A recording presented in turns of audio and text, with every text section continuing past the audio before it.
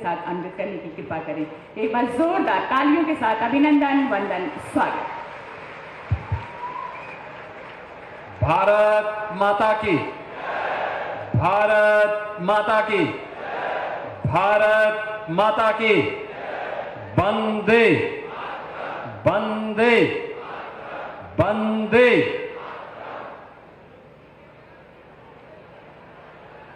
जनपद संभल की 660 करोड़ रुपए की लागत की इन परियोजनाओं के लोकार्पण और शिलान्यास कार्यक्रम में मंच पर उपस्थित भारतीय जनता पार्टी के प्रदेश के लोकप्रिय और कर्मठ अध्यक्ष, इसी माटी के सपूत चौधरी भूपेंद्र सिंह जी, उत्तर प्रदेश सरकार में मंत्रिमंडल के मेरे सहयोगीगण, इस चंदोसी विधानसभा क्षेत्र की लोकप्रिय विधायक, प्रदेश की माध्यमिक शिक्षा की मंत्री श्रीमती गुलाब देवी जी, प्रभारी मंत्री श्री धर्मवीर प्रजापति जी, उत्तर प्रदेश सरकार में कृषि और कृषि शिक्षा के राज्य मंत्री सरदार बलदेव सिंह ओलख जी, क्षेत्रीय अध्यक्ष पश्चिमी क्षेत्र श्री सत्येंद्र सिसोदिया जी, क्षेत्रीय अध्यक्ष ब्रज क्षेत्र श्री दिग्विजय सिंह साक्य जी,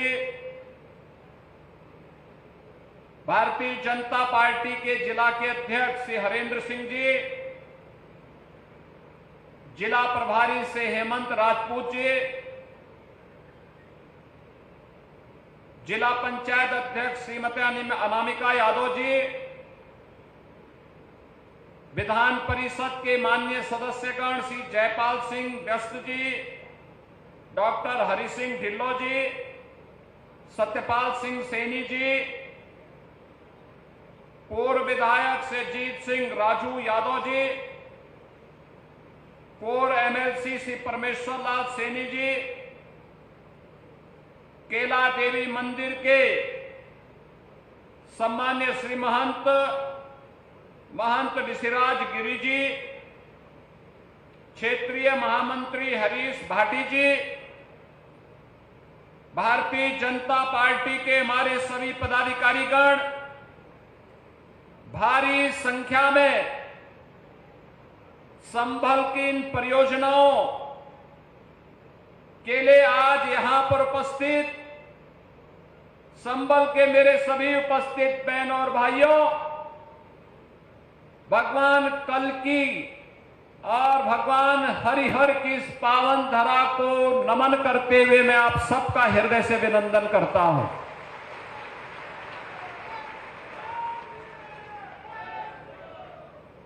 आप सभी को इन परियोजनाओं के लिए हृदय से बधाई भी देता हूं और रक्षाबंधन और श्री कृष्ण जन्माष्टमी के पूर्व मिलने वाले इन उपहारों की शुभकामनाएं भी देता हूं।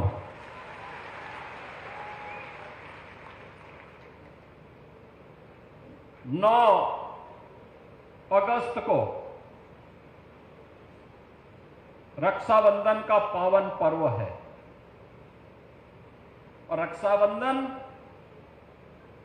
हमारे यहां सनातन धर्म की परंपरा में एक पुरोहित के द्वारा एक यजमान के हाथों की यजमान के लिए, एक बहन के द्वारा एक भाई के लिए एक पवित्र सामाजिक बंधन के इस आयोजन के साथ हम जुड़ने जा रहे हैं। याद करिए, पर्व और त्योहारों की एक लंबी श्रृंखला सनातन धर्म की परंपरा में हम सबको इसकी गहराई, इसके महात्म इसके सामाजिक और आध्यात्मिक महात्म की ओर हम सबका ध्यान आकर्षित करते हैं। भाई बहन के बीच संवाद और संपर्क कैसे होने चाहिए, एक पुरोहित का यजमान के प्रति दायित्व क्या होना चाहिए, इन सब के लिए ये पर्व और त्योहार हम सबको एक नई प्रेरणा प्रदान करते हैं। और इसीलिए तो हमारी सरकार ने तय किया है कि 8, 9 और 10 अगस्त को हर वाहन के लिए उत्तर प्रदेश परिवहन निगम और नगर विकास की बसेज में फ्री में यात्रा की सुविधा उपलब्ध रहेगी। एक सहयात्री के साथ में वे उत्तर प्रदेश के अंदर कहीं से भी कहीं तक यात्रा कर सकती हैं, कोई किराया उनसे चार्ज नहीं होगा। ये बहनों को ये डबल इंजन सरकार की एक उपहार है। और अगर बहनों को उपहार मिल रहा है तो गुलाब देवी जी तो इतने दिनों से पीछे पड़ी हुई थी कि जिला मुख्यालय बनना चाहिए, बनना चाहिए, बनना चाहिए। आज वही जिला मुख्यालय का उपहार देने के लिए हम संभल नगर को आए हैं। बहनों और भाइयों, संभल की घोषणा हुई थी 2011 में। पिछले 14 वर्षों के पास संभल के पास अपना जिला मुख्यालय नहीं, पुलिस लाइन नहीं। हमने 288 करोड़ पुलिस लाइन के लिए यहां स्वीकृत किए हैं, काम चल रहा है। जैसे पुलिस लाइन का काम बेहतरीन तरीके से आगे बढ़ रहा है, ऐसे ही लगभग 80 एकड़ क्षेत्रफल में जिला मुख्यालय के निर्माण के लिए भी इंटीग्रेटेड ऑफिस कॉम्प्लेक्स देंगे। एक छत के नीचे जिला से जुड़े हुए सभी कार्यालय एक छत के नीचे लेके आएंगे और जनता को वहां पर सभी प्रकार की सुविधाएं उपलब्ध करवाने का काम करेंगे। यहां से संभल की दूरी को कम करने के लिए 4 लेन की कनेक्टिविटी भी देंगे। कोई समस्या नहीं आएगी, क्योंकि संभल तो हम सबकी आस्था का प्रतीक है। हरि और हर यानी विष्णु और शिव दोनों का जहां पर एक सामूहिक रूप से दर्शन हो सकते हो, वही है हरिहर। भगवान विष्णु का 10वां अवतार इसी संभल में हमारे पावन ग्रंथों ने माना है। बहनों और भाइयों, कुछ लोगों को यह विवादित विषय लगता होगा, क्योंकि जिनकी पृष्ठभूमि ही विवादित है, जिनका पारिवारिक पृष्ठभूमि ही विरासत है, उन्हें हिंदू परंपरा में विवाद नजर आता है। लेकिन यह विवाद का विषय नहीं हो सकता है। यह विवाद का विषय नहीं हो सकता है। यहां पर जब संभल की हम चर्चा करते हैं तो बहनों और भाइयों, यह हम सबका और दुनिया का ध्यान आकर्षित इसके माध्यम से हम सबका हो जाता है। आपने इस बात को देखा होगा कि संभल की चर्चा जो सबसे प्राचीन पुराण है, श्रीमद् भागवत महापुराण, 5000 साल पहले रचा गया था। भगवान वेदव्यास ने महाभारत युद्ध के बाद उस समय की शांति के लिए, मुक्ति के लिए जिस महापुराण की रचना की थी, वह श्रीमद् भागवत महापुराण है। स्कंद पुराण, विष्णु महापुराण, इन सब में यह उल्लेख है। चिल्ला चिल्ला के हमारे पावन ग्रंथ इस बात का उल्लेख कर रहे हैं कि भगवान विष्णु का 10वां अवतार कल्कि में होगा। स्कंद पुराण ने तो इस बारे में कहा है कि सत्य सत्यव्रतो नाम त्रेतायाम च महदगिरी द्वापरे पिंगलो नाम कलो संभल उच्यते। यानी संभल ये कलयुग का नाम है। अलग अलग युग में अलग अलग नाम थे। सतयुग में सत्यव्रत, त्रेता में महदगिरी, द्वापर में पिंगल और आज सांभल यानी संभल हो गया।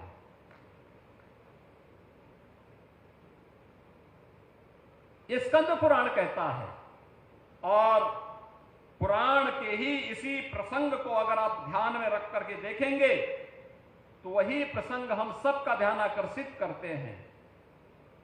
स्कंद पुराण ही इस बात का उल्लेख भी करता है, जहां पर स्कंद जी महर्षि अगस्त से इस बारे में कहते हैं कि आकर्णे महाभाग पूर्वे सांभलेश्वरम गंगारथ प्रामध्य सतम क्षेत्रम च योजन त्रयम।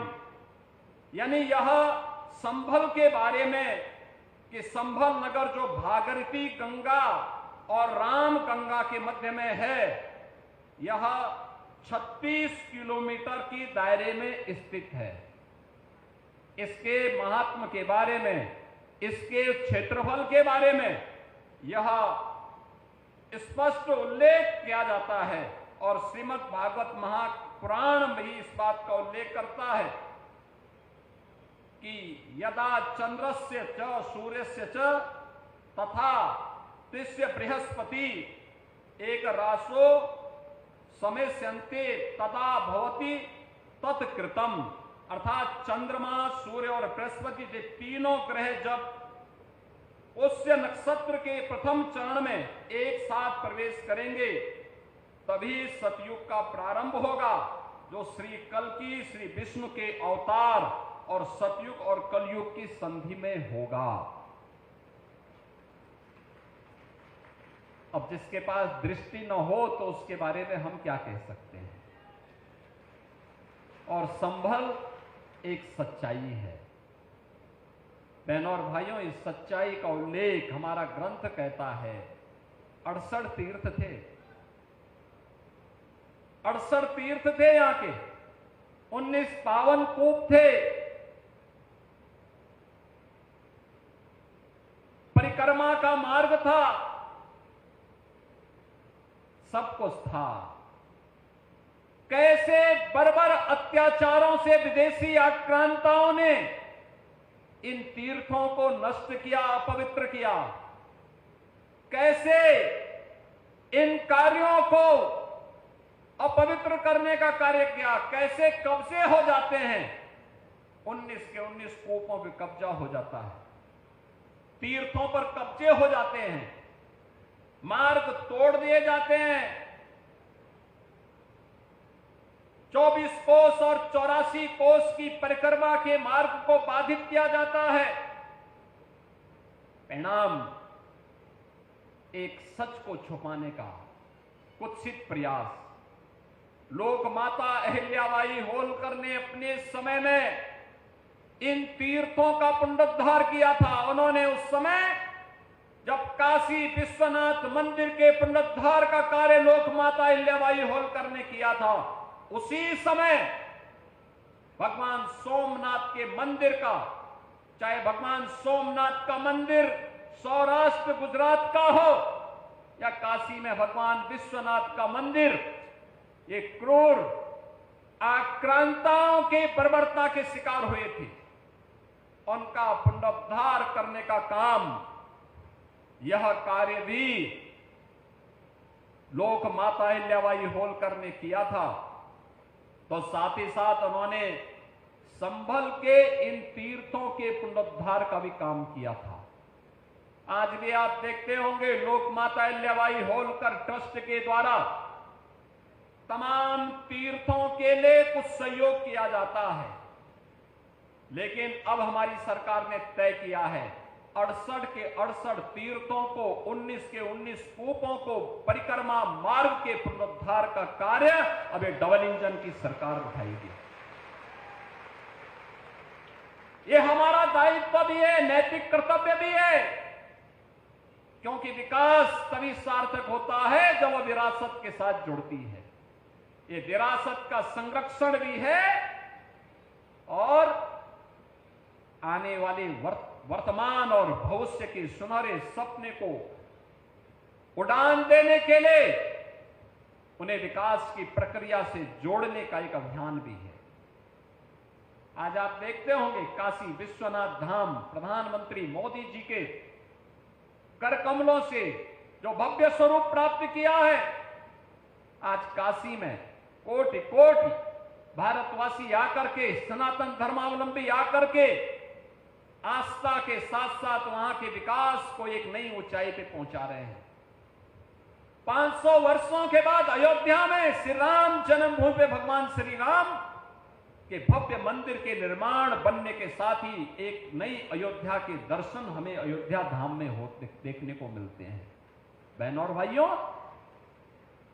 अगर काशी में और अयोध्या में हो सकता है तो संभल में क्यों नहीं? संभल भगवान कल्कि और हरिहर के इस पावन धाम के पुनरुद्धार का कार्य क्यों नहीं? और उसी दायित्व का निर्वहन करने के लिए सरकार आई है आपके पास। सरकार आपके पास आई है आपसे कहने के लिए हम विकास भी कराएंगे, हम लोक कल्याण के कार्यक्रमों को भी करेंगे, बिना भेदभाव के शासन की योजना का लाभ हर गांव, हर गरीब, हर किसान, हर नौजवान को देंगे। और संभल जैसी सच्चाई को छुपाने की कुत्सित चेष्टा करने वालों के उन गलत मंसूबों को भी ध्वस्त करने का काम करेंगे। जो भारत और भारतीयता को, भारत की विरासत को कलंकित करने का कार्य करेंगे, उन्हें वह सबक सिखाएंगे। उनकी आने वाली कई पीढ़ियां याद करेंगी कि वह भी किन लोगों से टकराए थे।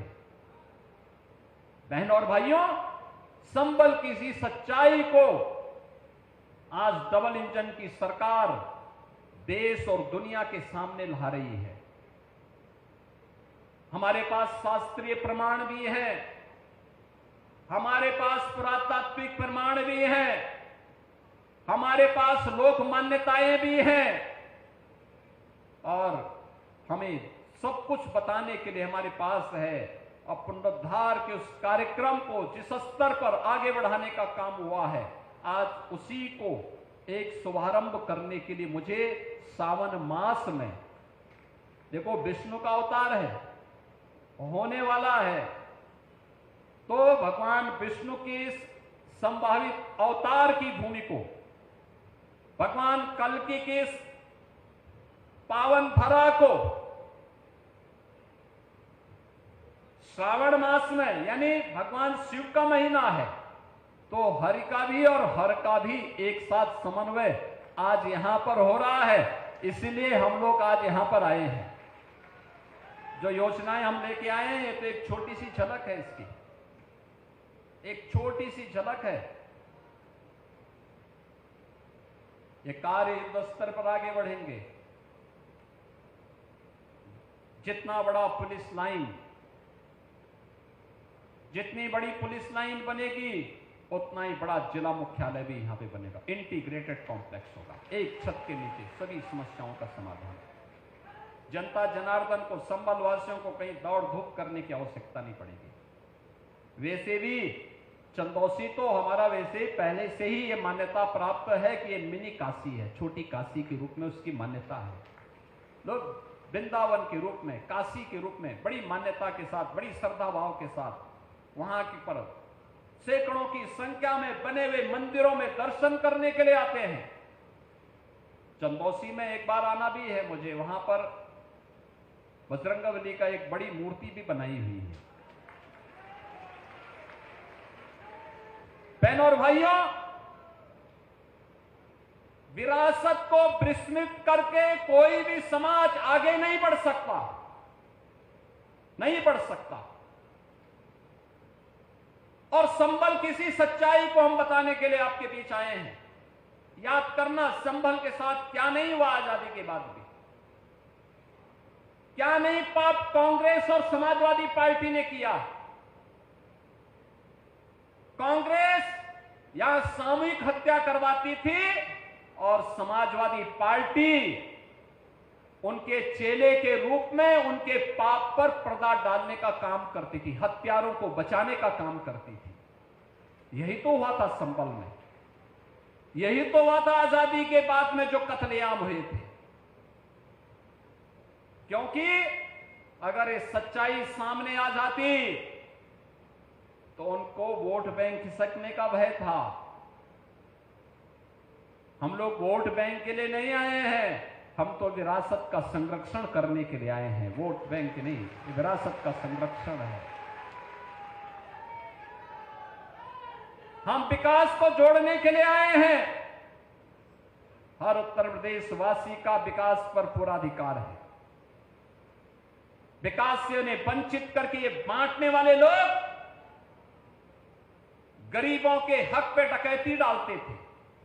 गरीब को राशन नहीं मिलता था, गरीब को मकान नहीं मिलता था, बेटी की शादी के लिए अनुदान नहीं मिलता था, एक गरीब को स्वास्थ्य की सुविधाएं नहीं मिलती थी, गरीब बच्चा स्कूल में जाता था, न शिक्षक होता था, न बुनियादी सुविधाएं होती थी, बेटी असमय स्कूल छोड़ने के लिए मजबूर होती थी क्योंकि विद्यालय में न पेयजल की व्यवस्था थी, न शौचालय की व्यवस्था थी। और आज जब डबल इंजन की सरकार काम कर रही है, आज आप देख रहे होंगे विद्यालयों में बुनियादी सुविधाएं, बालक और बालिकाओं के लिए पेयजल की व्यवस्था भी है, टॉयलेट की व्यवस्था भी है, अच्छा फर्श बना है। फर्श बनाने के साथ ही डिजिटल लाइब्रेरी भी है, स्मार्ट क्लास भी है, पर्याप्त सुविधाएं उपलब्ध करवाई जा रही हैं। अटल आवासीय विद्यालय आप देखिए, श्रमिकों के बच्चों के लिए, और कोविड कालखंड में जो बच्चे निराश्रित हुए थे, जिन्होंने अपने अभिभावकों को खोया था, उनके लिए अटल आवासीय विद्यालय बन रहे हैं। पिछली सरकार एक जिले में एक माफिया पालती थी, उस माफिया के गुंडे पूरे जनपद को तबाह करते थे, दंगा करवाते थे, अराजकता फैलाते थे। हमारी सरकार वन डिस्ट्रिक्ट वन प्रोडक्ट के माध्यम से स्थानीय कारीगरों और हस्तशिल्पियों को कारोबार के साथ जोड़ रही है। One district one medical college देकर के बेहतरीन स्वास्थ्य की सुविधा दी जा रही है। बिना भेदभाव के हर गरीब को 5 लाख रुपए का आयुष्मान भारत का स्वास्थ्य बीमा का कवर भी दिया जा रहा है। राशन की सुविधा उपलब्ध करवाई जा रही है, हर गरीब को आवास की सुविधा उपलब्ध करवाई जा रही है, और हर बेटी के लिए शिक्षा के साथ साथ उसकी शादी का इंतजाम के लिए भी सरकार बेटी को विदा करने के लिए भी 1 लाख रुपए का अनुदान सामूहिक विवाह योजना के माध्यम से उपलब्ध करवा रही है। युवाओं के लिए भर्ती के अभियान को भी बिना भेदभाव के आगे बढ़ाया जा रहा है। पिछले 8 वर्ष में 8.5 लाख नौकरी, अभी हाल ही में 60,244 पुलिस की भर्ती की प्रक्रिया को सकुशल संपन्न किया गया। हर जनपद के युवा आए थे, चेहरा नहीं देखा गया, जाति नहीं देखी गई। उत्तर प्रदेश का नागरिक है, उसको अधिकार मिलना ही चाहिए, हर हाल में उसका अधिकार उसे दिया जाना चाहिए। लेकिन उत्तर प्रदेश के हर नागरिक को सुरक्षा की गारंटी भी चाहिए, और इसीलिए हम कहते हैं पिछली सरकार में दंगे होते थे, अराजकता फैलती थी, शोषण होता था, न बेटी सुरक्षित थी, न व्यापारी सुरक्षित था। आज बेटी भी सुरक्षित है, व्यापारी भी सुरक्षित है, हर उत्तर प्रदेशवासी सुरक्षित है, केवल दंगाई सुरक्षित नहीं है। दंगाई के ऊपर महाकाल अब अपना वास्तविक असर दिखा रहा है। अब वह अपनी गति को दुर्गति में बदलने के लिए वहां दिखाई दे रहा है, और संभल और उत्तर प्रदेश अपनी गति को प्रगति की तरफ उछाल मार रहा है। और उसी प्रगति के साथ जोड़ने के लिए आज हम सब आपके बीच आए हैं। आज यहां पे शिक्षा के लिए, व्यावसायिक शिक्षा के लिए, उच्च शिक्षा के लिए पेयजल के लिए, सड़क के लिए, पर्यटन की सुविधाओं को लेकर, जिला मुख्यालय को लेकर, आंगनबाड़ी केंद्रों के लिए, कंपोजिट विद्यालय को लेकर के ये सभी उपहार आपको उपलब्ध कराए जा रहे हैं। और इसलिए भी क्योंकि जन्माष्टमी भी आ रही है, यानी ये 3 पर्व तो एक साथ, रक्षाबंधन 9 अगस्त को, 9 अगस्त काकोरी के क्रांतिकारियों की, महानायकों की 10 एक्शन के स्मृति दिवस भी है, 9 अगस्त की तिथि। बहनों और भाइयों, 15